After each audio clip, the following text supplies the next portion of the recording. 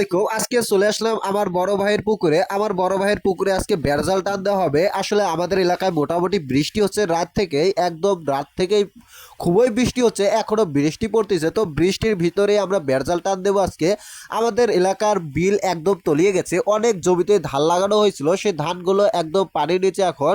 আসলে আমাদের এলাকায় বৃষ্টি হলে মোটামুটি পানি হয়। আমার বড় ভাইয়ের পুকুর পাড়ে অনেক সবজি গাছ লাগিয়েছে, ঢেঁড়স গাছ, বেগুন গাছ। এর আগেও আমি আপনাদের দেখাইছিলাম প্রচুর পরিমাণে লাউ গাছ লাগিয়েছে। আসলে লাউ এখন বিক্রি করা হচ্ছে, লাউয়ের প্রচুর চাহিদা, অনেক লাউ ধরেছে।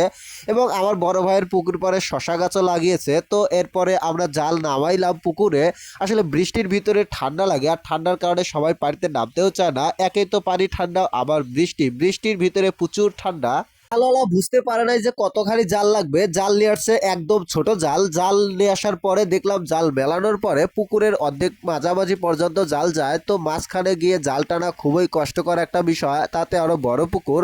বড় পুকুরে যখন জাল টানা হয় তখন প্রচুর পরিমাণে কাদা একটু লেগে যায়, তখন জাল টানা খুবই কষ্ট হয়। তাছাড়াও পুকুরের মাঝখানে গিয়ে জাল টানা প্রচুর পরিমাণে পরিশ্রম হয়েছে আজকে। তো মাছ তো ওঠেই নাই, কারণ অর্ধেকটা যদি জাল টানা হয় পুকুরের মাঝখান দিয়ে, জাল নিয়ে আসলে জাল টানাই যায় না, অনেক সময় লেগেছে এবং থেমে থেমে জাল টানা হয়েছে, যার কারণে মাছ ওঠে নাই। আসলে মাছ এক পাশ দিয়ে বের হয়ে গেছে, তারপরে যা উঠেছে এটা আসলে আমরা আজকে মাছ ধরতাম।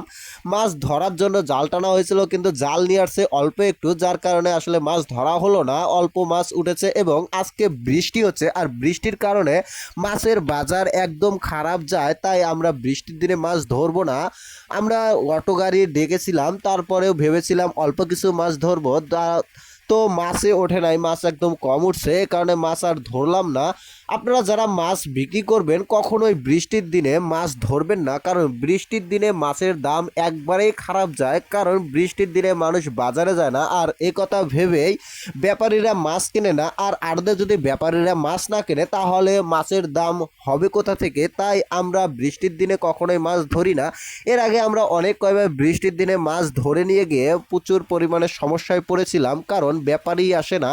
আর যারা আসে একদম কম মাছ কেনে, আর মাছ নিয়ে গেলে তো আড়তদাররা মাছ বিক্রি করবেই, কারণ ওনারা ব্যবসা করে আর ওনারা কখনোই কাস্টমার ফেরত দেবে না, বাকিতে ওনারা মাছ বিক্রি করে।